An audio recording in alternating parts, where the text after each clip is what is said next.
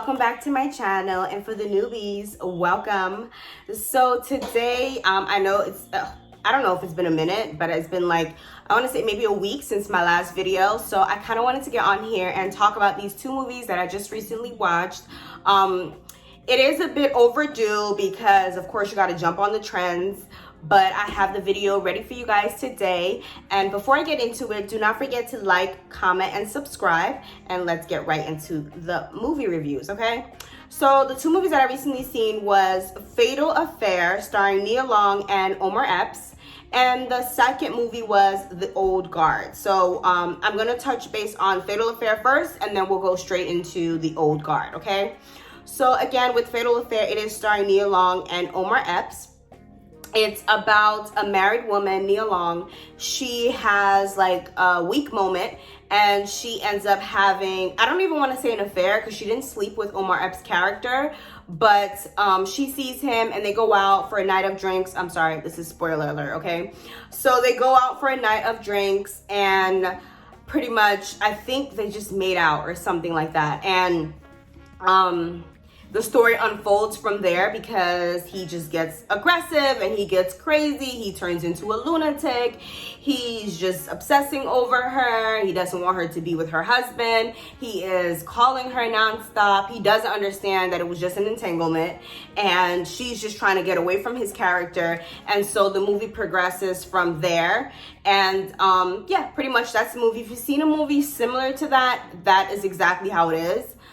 So I'll talk about what I didn't like what I didn't like about the movie first, which is it is really, really predictable. And I know that there's a lot of movies that are made, and so it's kind of difficult for it to be for there to be movies that are original. But this was like they didn't do anything different from what you would normally see, where a guy or a woman becomes obsessed and they just go crazy. So that was definitely this movie.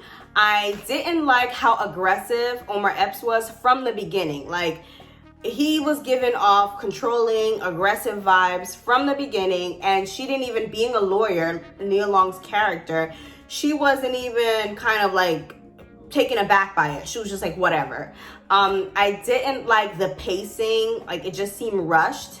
And also his character, there was no character development.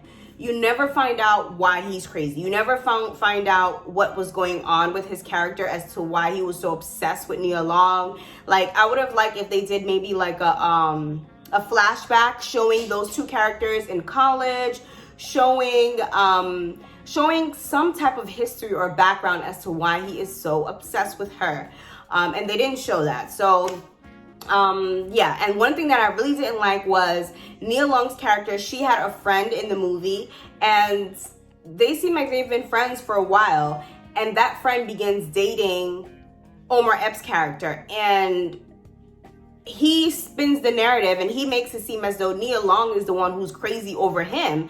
And so that to me just seemed very unbelievable. Like, it was not believable at all. Like, the fact that a woman is friend with another woman and she would automatically believe this guy that she just started dating over her friend that she's known way longer than him. So that really turned me off. I'll talk about the things that I did like about the movie. I did like Nia Long, like how she looked in the movie. She looked beautiful, gorgeous as always. And I like the house, like the house that the house that Nia Long and her husband shared together. That was really a nice house. It was like a beach house, and aesthetically it was pleasing in that way. But other than that, that's pretty much all I liked from the movie. If you are a Tyler Perry fan or like his movies, a lot of his movies, you would like this movie. So I do think that there is an audience that would gravitate to this type of movie. But it's just a little played out for me, and it's just too predictable. And so, but I will say that it was entertaining. I didn't want to just get off and just turn it off. I did want to see it to the end, and I'll give it that. But yeah, that's about it. I wouldn't recommend it. And if you are that type of person that likes like Tyler Perry movies, you would definitely like this movie. So the second movie I want to cover is The Old Guard, and this is starring Charlize Theron.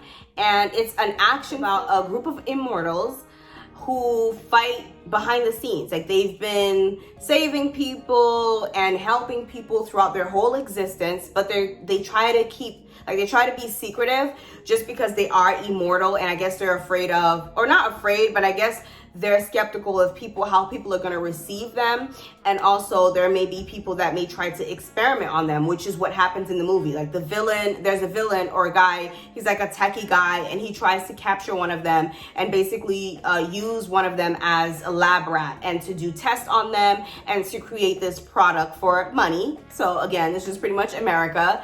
But yeah, so the movie was really, really good. I did like Charlize Theron's acting. I don't really have anything negative to say.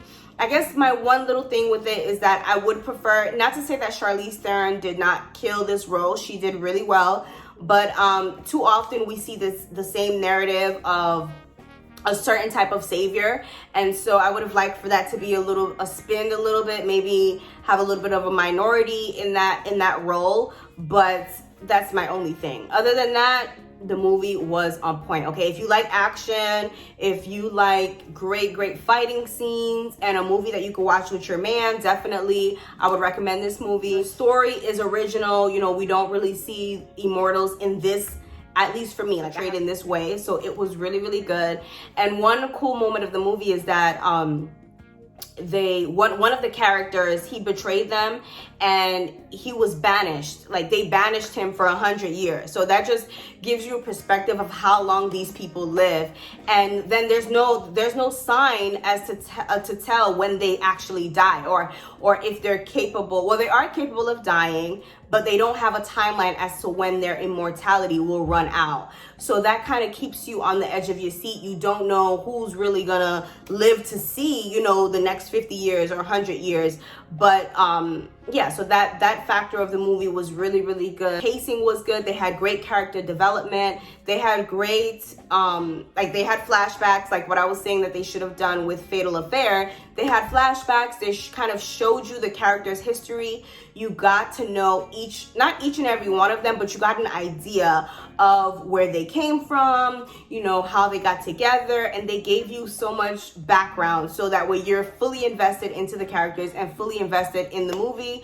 I would definitely recommend this if you like action, if you just like, you know, something different, something to watch, and you know you won't be disappointed. I would definitely recommend this one. That's where I stand with those two movies. I will be posting a whole Netflix recommendation, kind of similar to my Hulu video.